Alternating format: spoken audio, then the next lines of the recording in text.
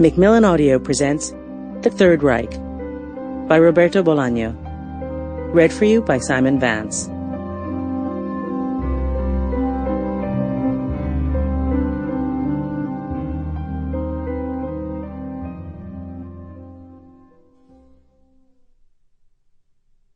August 20th. Through the window comes the murmur of the sea, mingled with the laughter of the night's last revellers, a sound that might be the waiters clearing the tables on the terrace, an occasional car driving slowly along the Paseo Maritimo, and a low and unidentifiable hum from the other rooms in the hotel. Ingeborg is asleep, her face placid as an angel's. On the night table stands an untouched glass of milk that by now must be warm, and next to her pillow, half hidden under the sheet, a Florian Linden detective novel of which she read only a few pages before falling asleep. The heat and exhaustion have had the opposite effect on me. I'm wide awake. I usually sleep well, 7 or 8 hours a night, though I hardly ever go to bed tired. In the mornings I wake up, ready to go, and I can keep going for 8 or 10 hours straight. As far as I know, it's always been like that. It's how I was made. No one taught me to be this way, it's just how I am, and by that I don't mean to suggest that I'm better or worse than anybody else, than Ingeborg herself, for example, who on Saturdays and Sundays doesn't get up until afternoon, and who during the week needs 2 cups of coffee and a cigarette before she manages to really wake up and get off to work. Tonight, though, I'm too hot and tired to sleep. Also, the urge to write, to set down the events of the day, keeps me from getting into bed and turning out the light. The trip came off without any mishaps worth mentioning. We stopped in Strasbourg, a pretty town, though I'd been there before. We ate at a kind of roadside market. At the border, despite what we'd been told to expect, we didn't have to stand in line or wait more than 10 minutes to cross over. Everything was quick and efficient.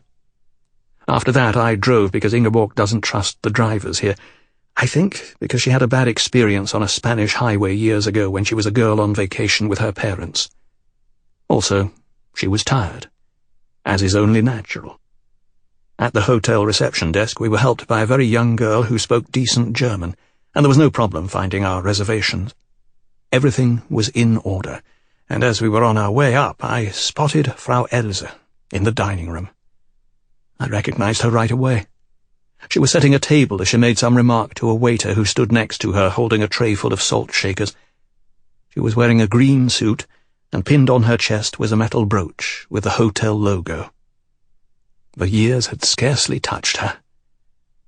The sight of Frau Else brought back my adolescence, its dark and bright moments. My parents and my brother at breakfast on the hotel terrace. The music that at 7 in the evening began to drift across the main floor from the restaurant speakers. The idle laughter of the waiters, and the plans made by the kids my age to go night swimming or out to the clubs. What was my favourite song back then?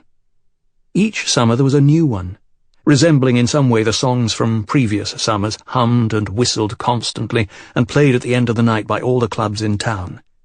My brother, who has always been particular when it comes to music, would carefully choose what tapes to bring along on vacation.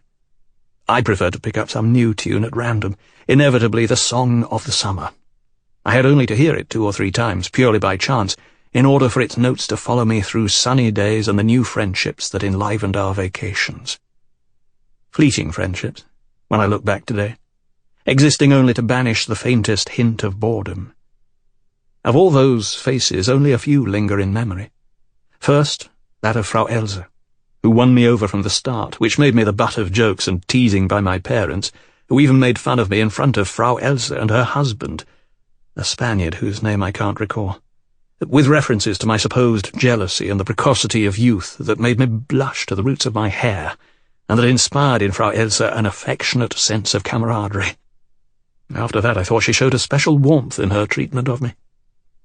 Also, although it is a very different case, there was José. Was that his name? A boy my age who worked at the hotel and who took us, my brother and me, to places where we'd never have gone without him. When we said goodbye for the last time... Sample complete. Ready to continue?